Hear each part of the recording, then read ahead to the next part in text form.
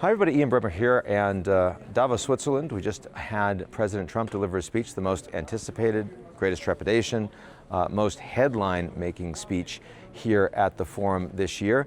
But what Trump had to say didn't matter all that much. He wasn't going to suddenly create trust among the European allies. They have, I think, hit the final straw on that issue. If I wanted to point to a couple things, there was lots of how the American economy is, of course, the best ever, and lots of growth and lots of investment. I think he said windmills caused low birth rates in Europe at one point. I wasn't sure exactly what that was about. If there's a big news-making item, it's that he said that the U.S. would not use force against Greenland.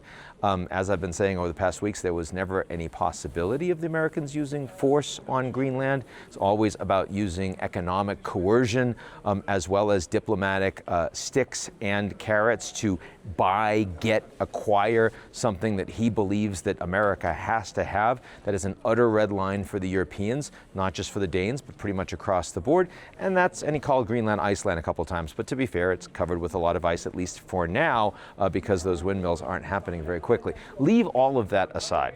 The point here is not Trump's speech. The speech that mattered was Mark Carney's speech, the Canadian Prime Minister, yesterday, where he put a public pin in what everyone has been saying quietly, but hasn't been willing to say publicly, which is there has been a rupture, an end to the U.S.-led global order, the Gzero world, as we've been talking about for almost 15 years now. But it is no longer something you can ignore because America's closest allies around the world, including Canada, just above the country, that quiet apartment above the frat party that everybody kind of loves to hate, but at the same time, they telling the Americans, we can no longer trust. The Americans have changed their relationship, and so now we're in a different place. What does it mean when allies can no longer trust the U.S.? Well, of course, it means that there's going to be a vacuum. It means that around the world, you're not going to have the same level of leadership. And so in some places, bad actors will get away with more. There'll be more impunity. There'll be more conflict. There'll be more uncertainty.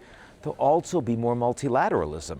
It's not just about Canada doing more with China. It's also about Southeast Asian countries doing more with the Europeans. It's about the EU-Mercosur deal that had been negotiated for 25 years, didn't get done until everyone realized they couldn't trust the Americans. And after all the unilateral tariffs, suddenly Mercosur EU gets done. Trump deserves credit for that deal and that multilateralism, at least as much as he's getting for the 8 wars he says that he's ended over the course of the last year, some of which real, some of which aren't. And there's also going to be a winner. And the winner, at least for now, is China, because if you're not doing as much with the United States, who's the other market at scale? That's China. Who's the other country that's doing world-class technology globally? That's China. Does that mean China becomes suddenly the dominant country globally? Not at all. They don't have that security capability. They don't have those technological capabilities today. But it does mean that the gap closes and that there's going to be more of an active choice, more of a hedge, and there is going to be a relative non-win-win, more of a zero-sumness. The World Economic Forum was supposed to be all about globalization creating win-wins, that if people that came here did really well, everyone else would do well. Well, first, you saw a lot of people in the United States that said, well, we don't think we did so well, even though all the people with money did well, because we were sent off to fight in wars that made no sense. We were sent off to leave our factories with manufacture, went to China and other low-cost places, and we didn't have jobs. The borders were open. Who was taking care of us when the new immigrants came in?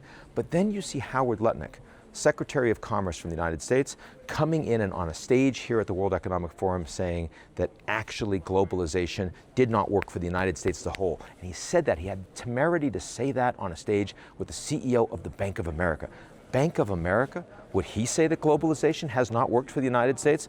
No, of course he wouldn't. And the point is that with the United States, with the leadership of the U.S., not the CEOs, not the policy influencer community, not the media, but with the President of the United States and his cabinet saying globalization doesn't work for America, other countries around the world are going to shift their perspectives, because they have to, because they're still committed to globalization. They're still committed to free trade. They don't want to have tariffs shoot through the roof, destroying their own economies. And so as a consequence, we're going to see a lot more resilience over time, but the Americans won't be leading it. That's the main takeaway from the World Economic Forum this year. Trump was the instigator of that. His speech did not change it. Mark Carney's did. That's it for me. I'll talk to you all real soon.